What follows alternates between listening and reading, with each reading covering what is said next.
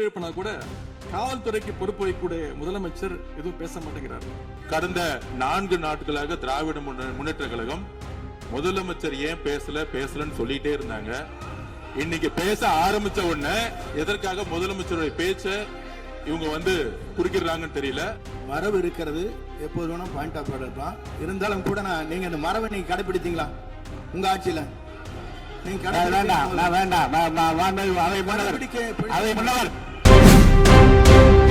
அவர் party fund அப்படின்னு சொல்லியிருக்கிறாரு. ஒரு அமைச்சர் அந்த பார்ட்டி ஃபண்ட் எந்த பார்ட்டின்னு கூட சொல்ல தைரியம் இருந்தா சொல்லுங்க. மக்கள் பணத்திலிருந்து ஒரு பைசா கூட தொடமாட்டோம், தொடவும் விடமாட்டோம், தொட்டா விடமாட்டோம், இதுக்கு முன்னாடி தொட்டவங்களையும் விடமாட்டோம்.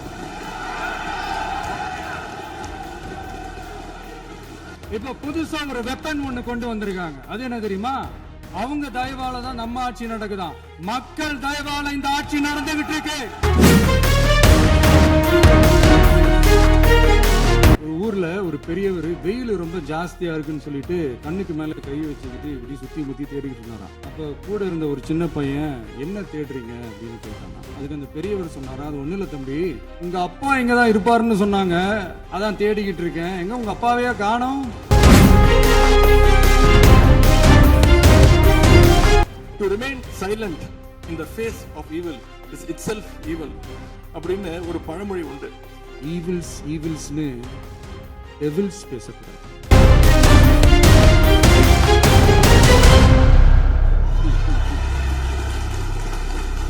ஒரு 2-3 முறை தான் அவரு பேசும்போது மினிஸ்டர்கள் நின்னாங்க. ஆனா இன்னைக்கு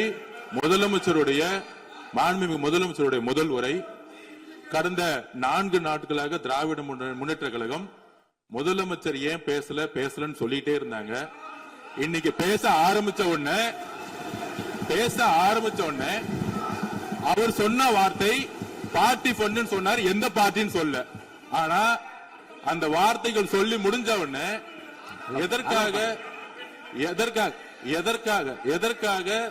எதற்காக முதலமைச்சருடைய பேச்ச இவங்க குறுக்கிறாங்கன்னு தெரியல. நீங்கள் சொன்னதுபடி முதலமைச்சர் பேச வேண்டும். பேசிய பின்பு கருத்துகளுக்கு பதிலளிக்க அவர்கள் பதிலளிக்கும், நாங்களும் பதிலளிக்க தயாரிக்கிறோம் பதிவு பண்றோம். மாண்பு முதலமைச்சர் அவர்கள்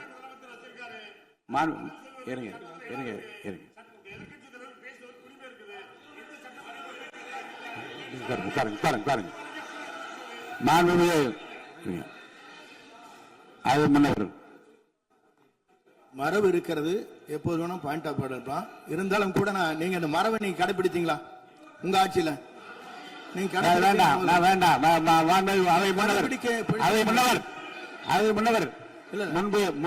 முன்பு எப்படி நடந்தார் என்பதை பற்றியோ, முன்பு நடந்த நிகழ்வுகள் பற்றியோ நீங்கள் சொல்லி மீண்டும் இந்த அவையினுடைய மாண்பை குறைக்க வேண்டாம் என்று நான் கேட்டுக்கொள்வது வேண்டாம். இப்போது உள்ள பிரச்சனை, மாண்பு முதலமைச்சர் அவர்கள் தன்னுடைய பேச்சை உறுதி செய்து முடிக்க வேண்டும். அவர் முடித்த பிறகு எதிர்க்கட்சி தலைவருக்கு நான் நிச்சயமாக வாய்ப்பு தருவேன். அவர் கேள்வி கணக்குகளை தொடுக்கலாம், சந்தேகங்களை கேட்கலாம். விளக்கம் தருவதற்கு மாண்பு முதலமைச்சர் அவர்கள் தயாராக இருக்கின்றார். அமைதியாக என்னை அமரும்படி நான் கேட்டுக்கொள்கிறேன். இப்போ நான் அனுமதிக்க முடியாது. மாண்பு முதலமைச்சர் உரையை தொடரலாம்.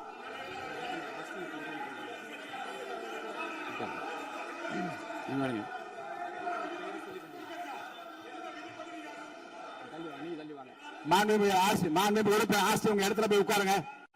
மாண்புமிகு உறுப்பினர் ஆஸ்டின், நீங்க ஒரு மூத்த உறுப்பினர், சபை விதிகளை நன்கு தெரிந்த ஒரு உறுப்பினர், நீங்க போய் இடத்துல உட்காருங்க. முதல்ல மாண்புமிகு முதலமைச்சர் அவர்கள் உரையை தொடரலாம்.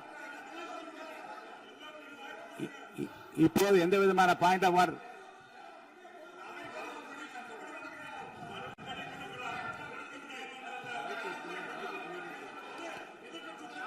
நான் வாய்ப்பு இல்லை என்று சொன்னால் நீ எழுந்து நிற்பதிலே நியாயம் இருக்கிறது.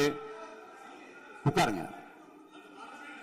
வாய்ப்பு உறுதியாக எதிர்க்கட்சி தலைவருக்கு பாயிண்ட் ஆஃப் ஆர்டர் மட்டுமல்ல, உட்கார்ந்து அவர் பேசிய பேச்சுக்களை என்னென்ன இருங்க, என்ன உங்களுக்கு சந்தேகம் இருக்கிறதோ, வினாக்கள் இருக்கிறதோ அதை நீங்க கேட்கலாம். அவர் பதில் சொல்வதற்கு தயாராக இருக்கிறார். பேசி முடிக்கின்ற வரை அமைதி காக்கும்படி உங்களை நான் கேட்டுக்கொள்கிறேன். மாண்புமிகு எதிர்க்கட்சி தலைவர் முழு ஒத்துழைப்பை நீங்கள் தர வேண்டும் என்று நான் எதிர்பார்க்கிறேன்.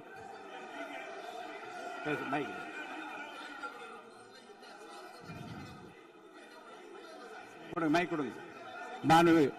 மாண்புமிகு எதிர்க்கட்சி தலைவர் பேரவைத் தலைவர் அவர்களே, நீங்க உட்காருங்க. நேற்று நான் பேசும்போது சில அமைச்சர்கள் குறுக்கிட்டு பேசினாங்க, அதற்கு நீங்க அனுமதி கொடுத்தீங்க.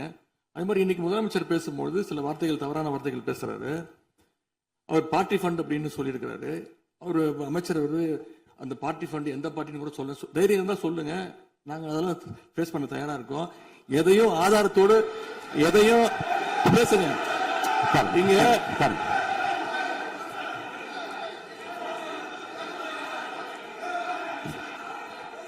அது மாதிரி பேரவைத் தலைவர் அவர்களே, நேற்று நான் பேசி முடிஞ்சோடனே நீங்க அவை முடிஞ்சிருச்சுன்னு சொல்லிட்டீங்க. நாங்கெல்லாம் வீட்டுக்கு போயிட்டோம். வீட்டுக்கு போய் டிவி போட்டு பார்த்தா அங்க இன்னொரு அமைச்சர் இன்னும் பதில் சொல்லிட்டே இருந்திருக்கிறாரு. அதற்கெல்லாம் நாங்க இப்ப என்ன பதில் இது, என்ன மரபு இது? நீங்க இப்ப பேசிக்கிட்டே இருப்பீங்களா? நாங்க அதை பார்த்துக்கிட்டே இருக்கணுமா? அதே மாதிரி இன்னைக்கு முதலமைச்சர் அவர்கள் பேசும்போது நாங்களும் அமைதியா கேட்டுட்டு தான் இருந்தோம். ஆனா சில கருத்துக்கள் அவர் பேசும்போது அதை நாங்க அனுமதிக்க முடியாது. ஆதாரத்தோடு ஏதாவது பேசணும்னா, குற்றச்சாட்டுகள் சொல்லும் போது ஆதாரத்தோடு சொன்னீங்கன்னா அதை நாங்க ப்ரூவ் பண்றதுக்கு தயாராக இருக்கு. மாண்புமிகு உறுப்பினர் அவர்கள் இருங்க. நேற்று மாண்புமிகு எதிர்க்கட்சி தலைவர்கள் பேசியதும், மாண்புமிகு பொதுப்பணித் தலைவர்கள் பேசியதும் ஆதாரம் இல்லாமல் பேசக்கூடாது என்று நான் சொன்னேன். ஆய்வு செய்து நீக்கப்பட வேண்டியது நீக்கும் என்று சொன்னேன். இப்போது மாண்புமிகு முதல்வர் அவர்கள் பேசி முடிக்கட்டும்.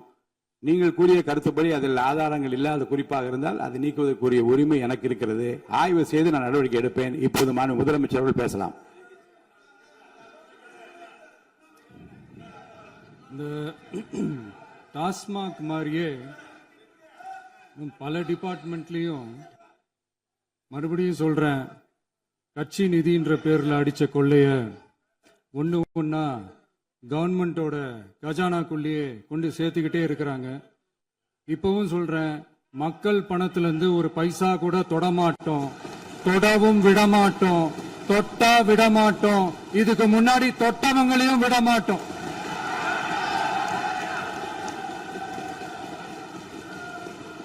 ஒவ்வொரு ஊழலா வெளியில வரும் போலே, ஒவ்வொரு வேஷமா கலைஞ்சிரும் போலே, இங்க இருக்கிற நிறைய பேரு நடுங்கி போய் இதுல நம்ம மேல அவதூறு வேற. இப்ப புதுசா ஒரு வெப்பன் ஒண்ணு கொண்டு வந்திருக்காங்க. அது என்ன தெரியுமா? அவங்க தயவால தான் நம்ம ஆட்சி நடக்குதாம். மக்கள் தயவால இந்த ஆட்சி நடந்துகிட்டு இருக்கு. மனசாட்சி உள்ள சக்திகளோட ஆதரவால இந்த ஆட்சி நடந்துகிட்டு இருக்கு. நாங்க தான் அனுப்பி வச்சோம் அப்படின்றாங்களே. அனுப்பி வச்சவங்களுக்கு மினிஸ்ட்ரியில இடம் கொடுத்தா ஏன் கதறீங்க? ஏன் இவ்வளவு கோவம்? ஏன் இவ்வளவு கதறல்ஸ்? இதுல இன்னொரு முக்கியமான விஷயம், மார்க்சிஸ்ட் கம்யூனிஸ்ட் கட்சி நமக்கு ஆதரவு கொடுத்தது சுயேட்சையா எடுத்த முடிவுன்னு சொல்றாங்க. அதே மாதிரி இந்திய கம்யூனிஸ்ட் கட்சி நமக்கு ஆதரவு கொடுத்தது சுயேட்சையா எடுத்த முடிவுன்னு சொல்றாங்க. இதுல எங்க இருந்து நாங்க தான் அனுப்பி வச்சோம்னா புரியலையே. மக்களுக்கு நல்லா புரியும், எல்லாத்தையும் தெளிவா பார்த்துக்கிட்டு இருக்கிறாங்க.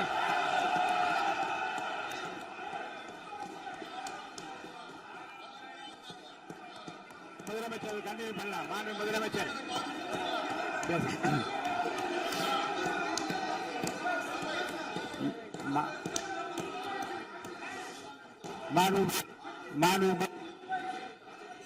முதலமைச்சர் கண்டினியூ பண்ணலாம்.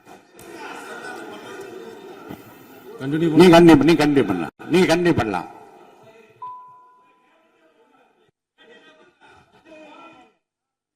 இந்த சமூக நீதி அரசுன்னு சொல்றவங்களை பார்த்து கேட்கிறேன், நம்ம பட்டியலின சகோதரர்களுக்கு எத்தனை அமைச்சர் பதவி கொடுத்தீங்கன்னு கொஞ்சம் சொல்ல முடியுமா? ஆனா நம்மளுடைய அரசுல 8 அமைச்சர் பதவிகள் யாருக்கு?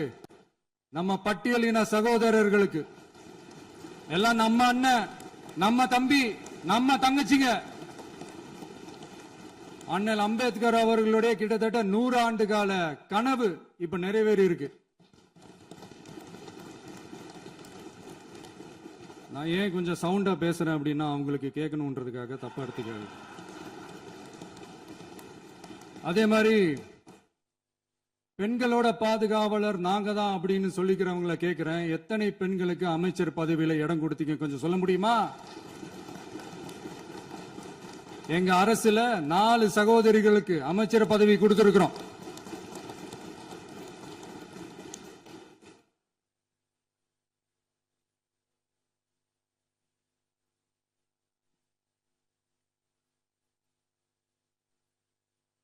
அதனால மக்களால் நிராகரிக்கப்பட்டு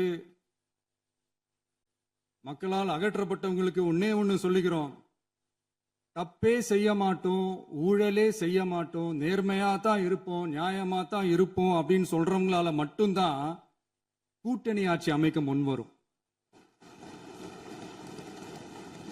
ஆட்சியிலையும் பங்கு, அதிகாரத்திலையும் பங்கு கொடுக்க முன்வரும்.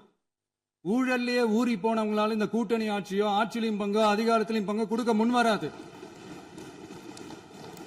மெஜாரிட்டி இருந்தாலும் தரமாட்டாங்க, மெஜாரிட்டி இல்லைனாலும் தரமாட்டாங்க. கேட்டா ரெடிமேடா ஒரு பதில் ஒண்ணு வச்சிருப்பாங்க, கூட்டணி ஆட்சியை மக்கள் விரும்ப மாட்டாங்கன்னு. அதே மக்கள் தான் இப்ப அவங்கள பார்த்து சிரிக்கிறாங்க. நான் பதவி ஏத்த அன்னைக்கு கொஞ்சம் டைம் அவகாசம் கேட்டேன். எதுக்கு கேட்டேன்? நிதி நிலைமை எல்லாம் கொஞ்சம் மோசமா இருக்குது, அதெல்லாம் கொஞ்சம் சரி செஞ்சுக்கிட்டு படிப்படியா கொஞ்சம் கொஞ்சமா நான் கொடுத்த வாக்குறுதிகள்லாம் செயல்படுத்துவேன், அதுக்காக கொஞ்சம் டைம் அவகாசம் கேட்டேன். நான் ஏதோ வேற எதுக்காகவோ வேற யாருக்காகவோ ஏதோ அவகாசம் கேட்ட மாதிரி. அடுத்து இங்க சபையில இல்லாதவங்களை பத்தி பேச வேண்டாம்னு நினைக்கிறேன்.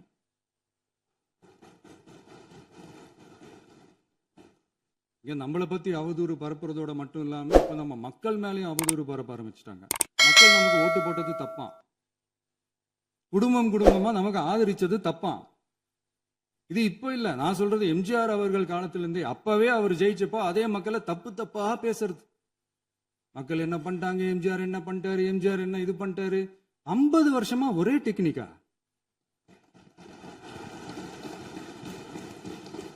டெக்னாலஜி எல்லாம் மாறி வேற எங்கேயோ போயிட்டு இருக்கு பஸ். இதுல கொஞ்சம் டெக்னிக்காச்சும் கொஞ்சம் மாத்தினா கொஞ்சம் நல்லா இருக்கும். அதனால மக்களுக்கு யூஸ்ஃபுல்லா இருக்கிற மாதிரி இந்த ஆக்கப்பூர்வமான கருத்துக்களோ ஆக்கப்பூர்வமான யோசனைகளோ இருந்தா சொல்லுங்க, அதை நாங்க டெஃபரெண்டா எடுத்துக்கிறோம். ஆனா அதை விட்டுட்டு இந்த நக்கலு நையாண்டி சம்பந்தம் இல்லாத பேச்சு இதெல்லாம் பேசிட்டு அப்புறம் முதல்வர் பதில் சொல்லல, முதல்வருக்கு பதில் சொல்ல தெரியல அப்படின்னா அப்புறம் என்ன சோஃபா மாடல் ஆட்சியா? அது என்னன்னு புரியறதுக்கு எனக்கு ரொம்ப நாள் ஆச்சு. இந்த sofa set, table chair, teapoy, furniture பிசினஸ்லாம் வேற எங்க வெளியில போய் பண்ண சொல்லுங்க. அப்படி அந்த பிசினஸ் தான் பண்ணணும்னா நிறைய பிசினஸ் பண்ற மாதிரி வெளியில போய் பண்ண சொல்லுங்க, இங்க சட்டசபைக்குள்ள வேணாம். அதனால ஆக்கப்பூர்வமான கருத்துக்கள் இருந்தா சொல்லுங்க, டெஃபினட்டா அது சரியா இருந்தா நாங்க ஏத்துக்கிறோம். எனக்கு ஒரு குட்டி கதை ஒண்ணு ஞாபகம் வருது, சொல்லாமா? ஒரு ஊர்ல ஒரு பெரியவர் வெயில் ரொம்ப ஜாஸ்தியா இருக்குன்னு சொல்லிட்டு கண்ணுக்கு மேல கை வச்சுக்கிட்டு இப்படி சுத்தி முத்தி தேடிக்கிட்டு இருந்தாராம். அப்ப கூட இருந்த ஒரு சின்ன பையன் என்ன தேடுறீங்க அப்படின்னு கேட்டானா. அதுக்கு அந்த பெரியவர் சொன்னாரா, அது ஒண்ணு இல்ல தம்பி, உங்க அப்பா இங்கதான் இருப்பாருன்னு சொன்னாங்க, அதான் தேடிக்கிட்டு இருக்கேன், எங்க உங்க அப்பாவையா காணோம்?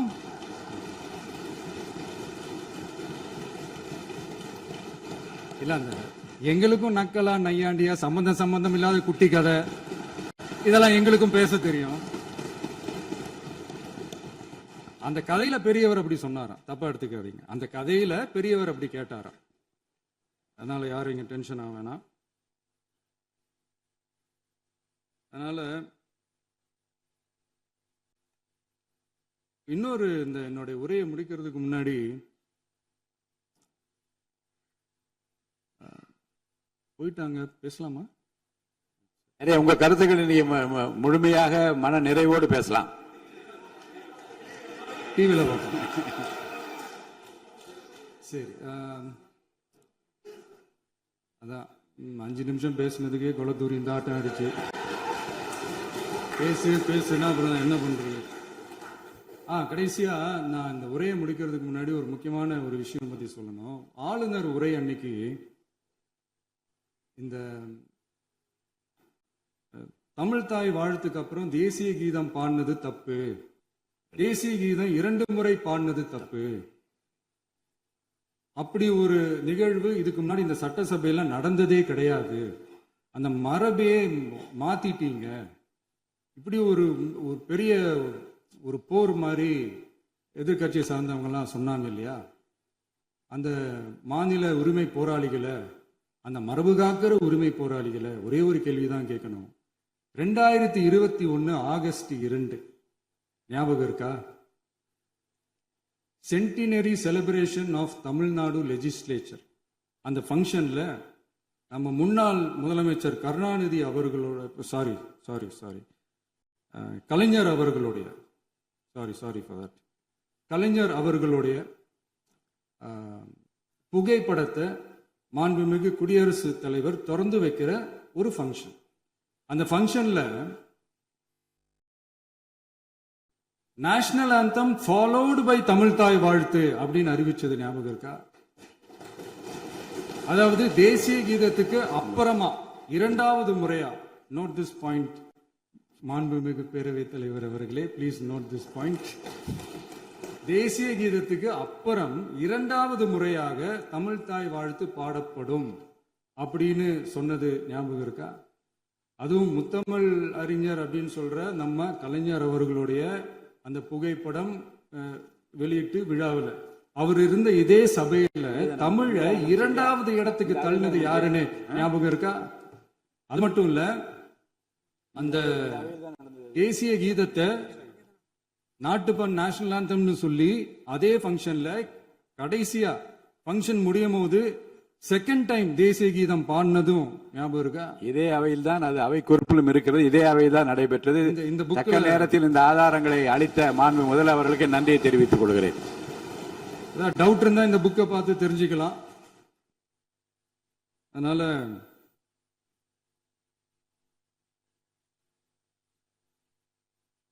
இதெல்லாம் கேட்டா என்ன சொல்லுவாங்கன்னா, அது ஜனாதிபதி கலந்துகிட்ட ஃபங்க்ஷன், அதெல்லாம் அப்படிதான், அதெல்லாம் கண்டுக்க கூடாது அப்படின்னு சொல்லுவாங்க. இதே மாதிரிதான் பேசுறது ஒண்ணு, செய்யறது ஒண்ணு, பேசுறது ஒண்ணு. இதெல்லாம் மக்கள் பார்த்துக்கிட்டு இருக்காங்க. எலெக்ஷனுக்கு முன்னாடி தான் அப்படி செஞ்சுக்கிட்டு இருந்தாங்க. இப்போ எலெக்ஷனுக்கு அப்புறம் அதே தான் செய்யறாங்க. இந்த விஜயையும் சாமானியர்களின் உண்மையான சமூக நீதி அரசையும் அவமானப்படுத்துறதுக்கு தான் அவங்களோட அந்த பொலிட்டிக்கல் சீனியாரிட்டி அது பயன்படுத்துது போல. சரி, செய்யட்டும், நல்லா செய்யட்டும். இப்போ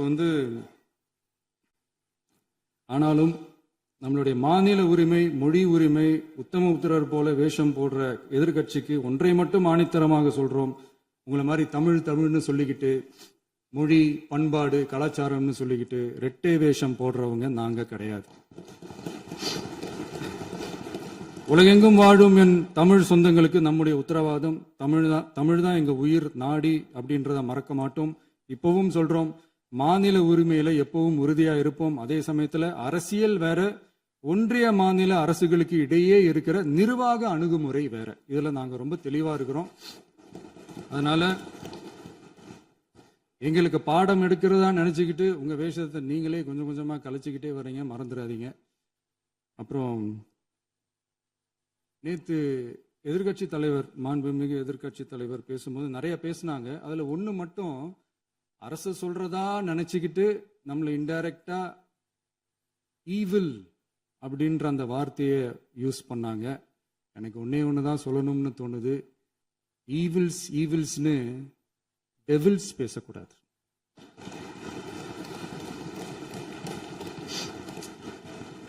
அவங்க இருந்திருந்தா ஒரு ஆக்ஷன் பண்ணணும்னு எனக்கு தோணுச்சு. எல்லாரும் போயிட்டாங்க. பர்மிஷன் பண்ணலாமா? இப்பவும் பண்ணலாம், ஒன்றும் தப்பு இல்லை.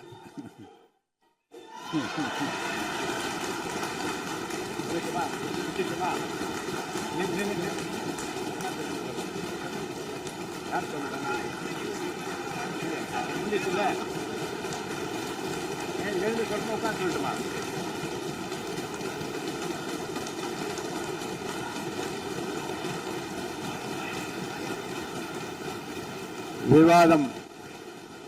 விவாதம் முடிவுற்றது. மாண்புமிகு உறுப்பினர்கள் முன்மொழிந்த திருத்தங்கள் வலியுறுத்தப்படுகின்றனவா என்று அறிய விரும்புகிறேன். மாண்புமிகு உறுப்பினர்கள் முன்மொழிந்த திருத்தங்கள் அனைத்தும் பேரவையின் அனுமதியில் திரும்ப பெறப்படுகின்றன.